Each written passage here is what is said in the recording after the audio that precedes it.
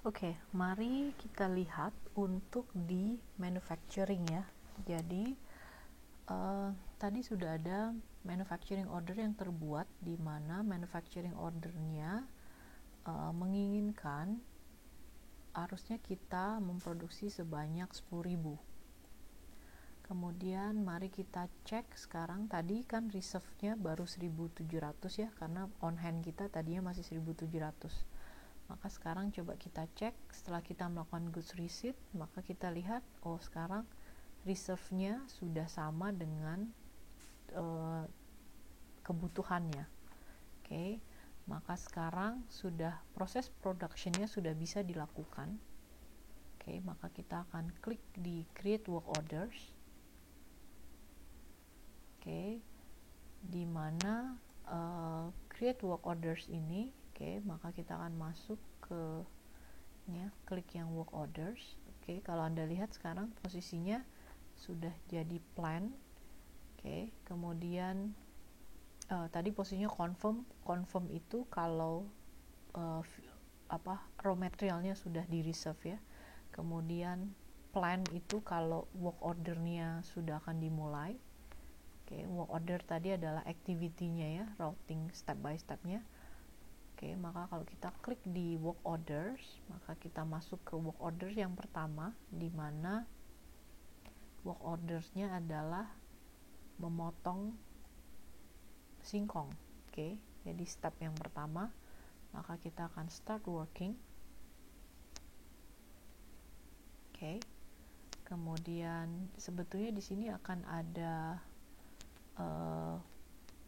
time tracking, tapi kebetulan karena tadi saya setnya durationnya adalah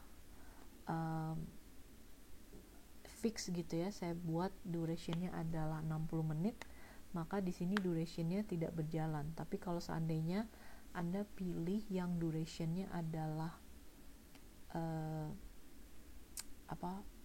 real actual time, maka durationnya ini tadi dia akan menghitung sesuai dengan berapa sih actual dari memotong singkong, jadi actual time dari si proses ini. Oke, kalau misalnya sudah selesai, maka kita akan klik done. Katakanlah sudah selesai, sudah 60 menit gitu ya. Oke, jadi kita akan, jadi statusnya sekarang sudah finish. Oke, maka kita akan kembali ke manufacturing order. Oke, sekarang statusnya in progress ya, sudah, dan consume-nya sudah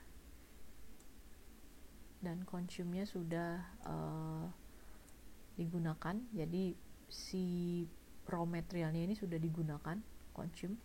Jadi kalau kita lihat sekarang secara stok ya, lihat tadinya kan bumbunya 2000, singkongnya juga ada sebesar 20.000. Kalau saya refresh, oke, sekarang reserve-nya sudah jadi 1000 ya, karena bumbunya tadi terpakai 1000, dan singkongnya reserve-nya juga 10.000. Oke, karena digunakannya sebanyak 10.000 ya, sebanyak 10.000. Oke, maka sekarang kalau kita mark as done, oke,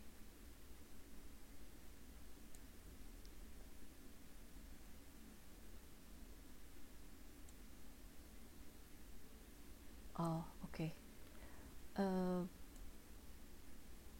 Oke, mari kita cek dulu, karena di bagian bumbunya katanya, oke, jadi kalau ada ini ya, cost of bumbunya currently equal to 0. Oke, mari kita cek ya.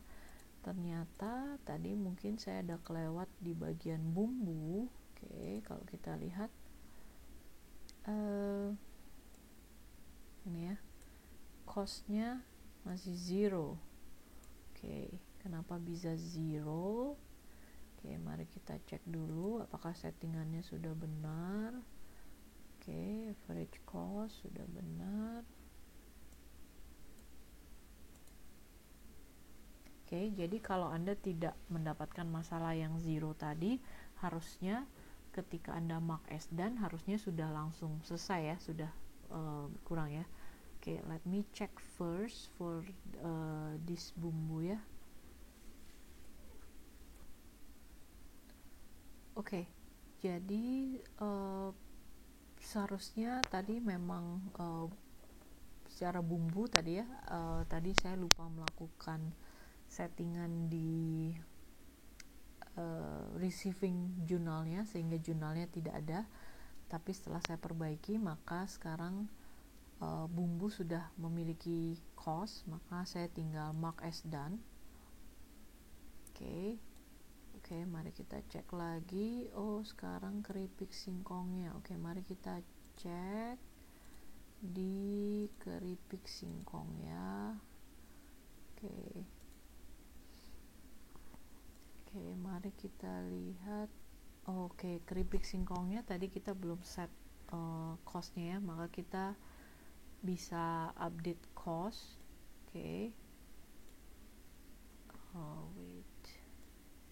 Oke, jadi kalau kita lihat keripik singkong saya sekarang stok costnya masih zero ya, karena harusnya kita menghitung berapa sih costnya gitu ya, untuk nantinya akan diposting sebagai biaya manufacturingnya.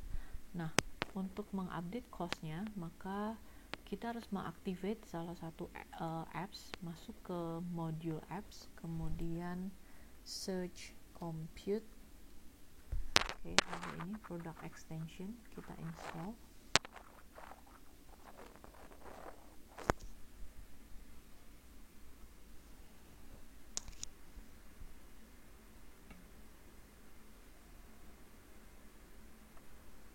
Oke, kemudian sekarang kalau kita refresh,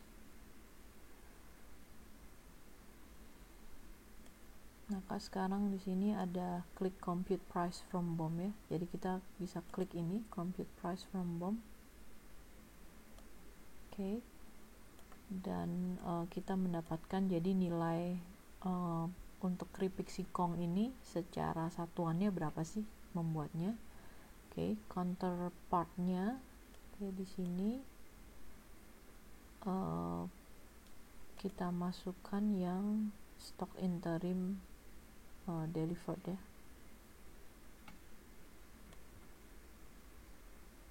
Yang receive. Kemudian apply.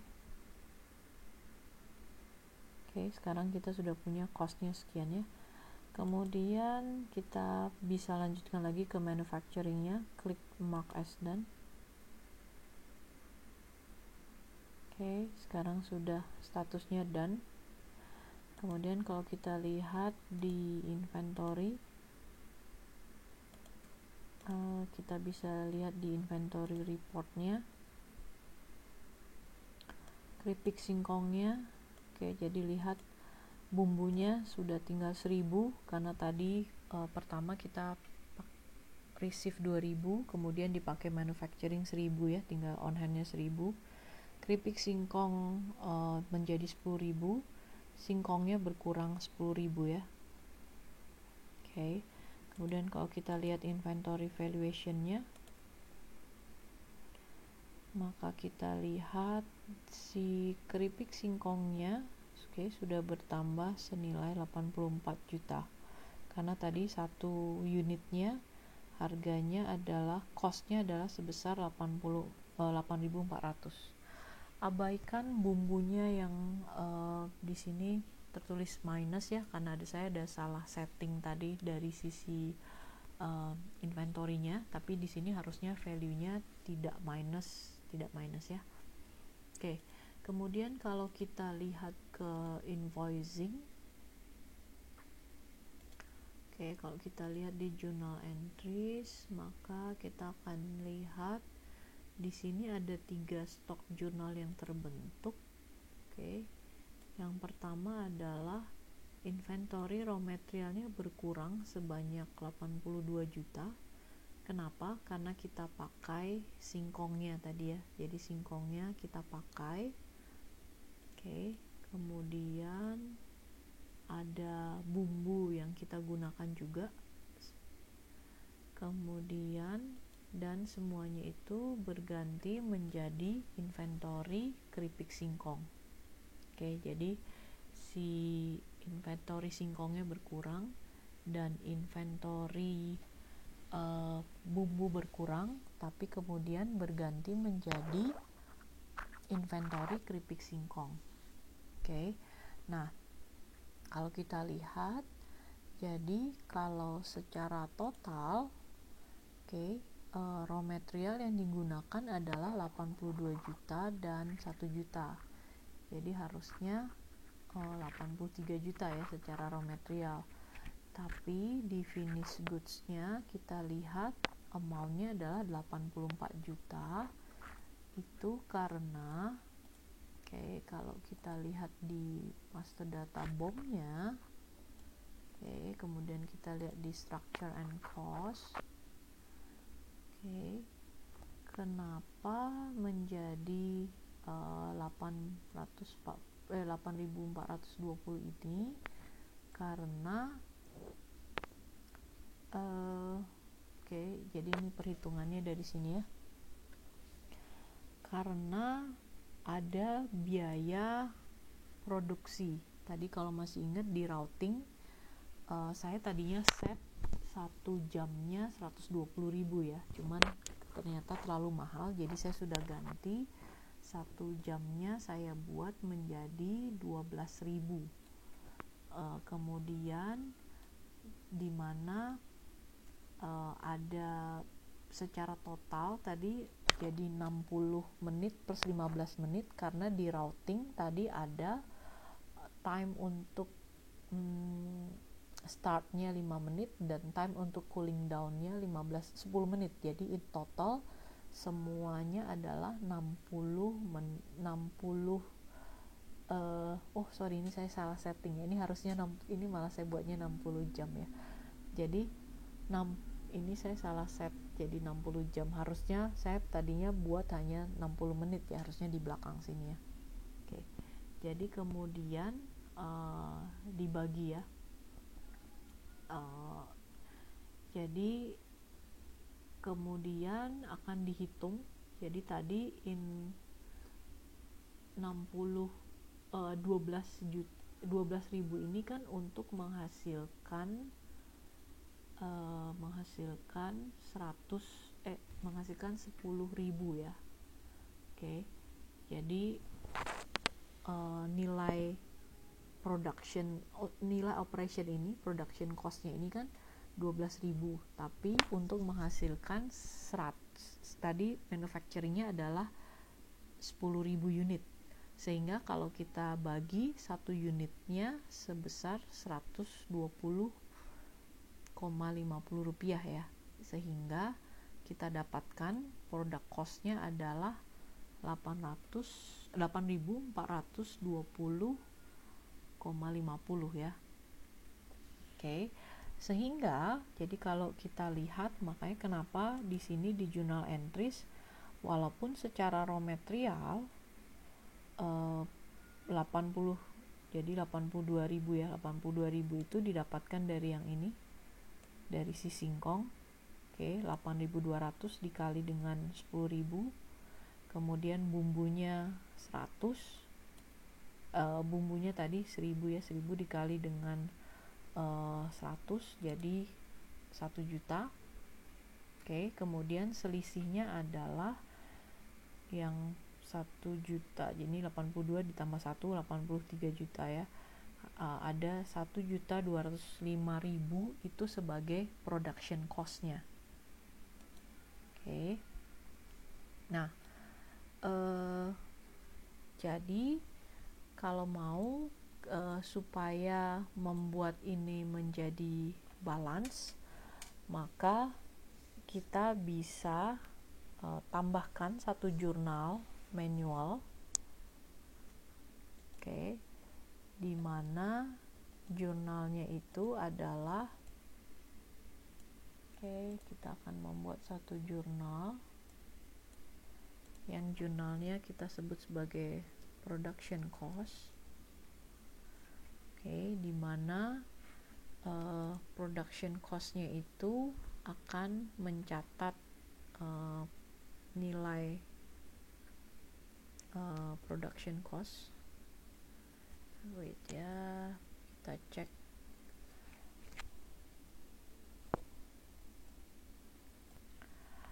Oke, jadi saya ulang ya. Jadi kalau kita lihat di balance sheet, posisi balance sheet, oke. Jadi kalau kita lihat sekarang inventory raw material kita, oke, sebesar 81 juta karena tadi ya nilai on hand singkong dan nilai on hand bumbu. Kemudian ada keripik singkong bertambah sebesar 84 juta. Kemudian kalau kita lihat stok interimnya ini ada 2 ya, jadi harusnya stok interim ini harusnya hilang ya, nggak boleh ada. Nah, kenapa ini ada dan kenapa ini selisih? Karena kita belum men-setting yang namanya inventory semi-finished goods. Jadi tadi ada yang miss di ketika kita melakukan proses purchasing gitu ya. Ketika kita melakukan proses manufacturing, harusnya ada settingan yang harus kita lakukan di sini ya.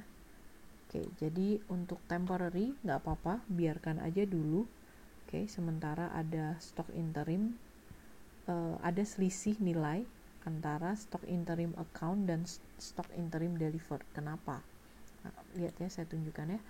Jadi kalau kita lihat untuk yang bumbu, oke, di mana inventory raw materialnya ini bumbu dan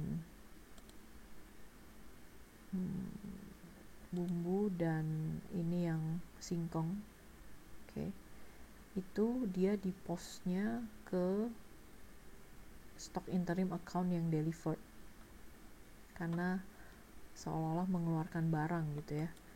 Kemudian sedangkan untuk yang inventory keripik singkong, dia di postingnya adalah ke stok interim yang receive, sehingga jadi ketika si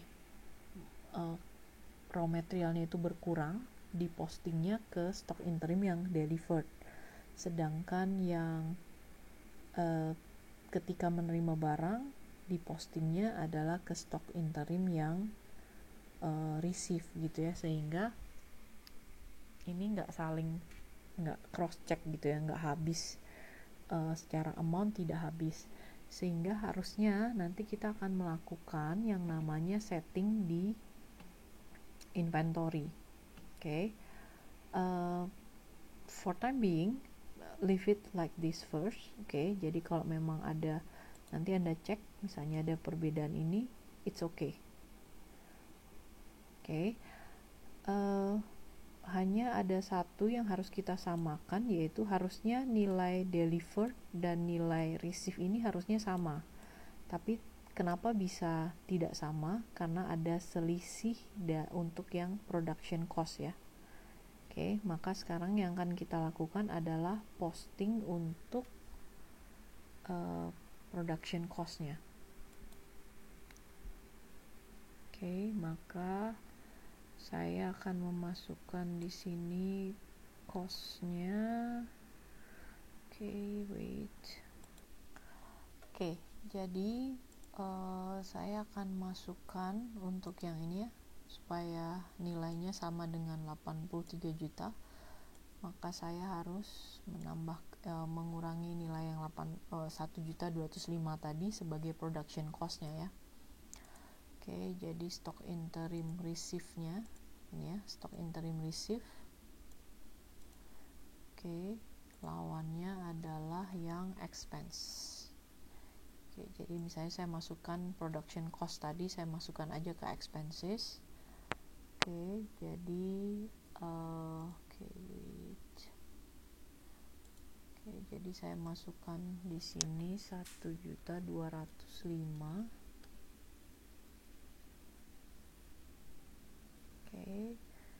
di sini juga 1.205.000 ya. Kemudian kita post. Oke, sekarang mari kita lihat lagi balance sheet-nya.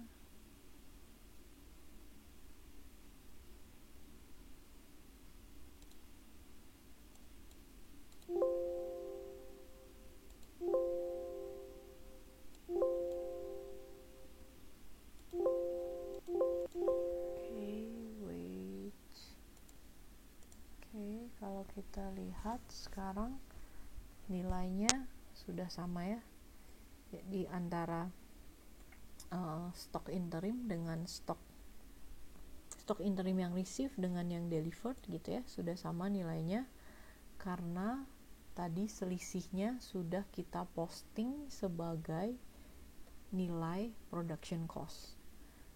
Kalau nilai production cost-nya ada di mana? Nilai production cost-nya adanya di profit and loss ya. Oke, nanti kita cek di yang berikutnya.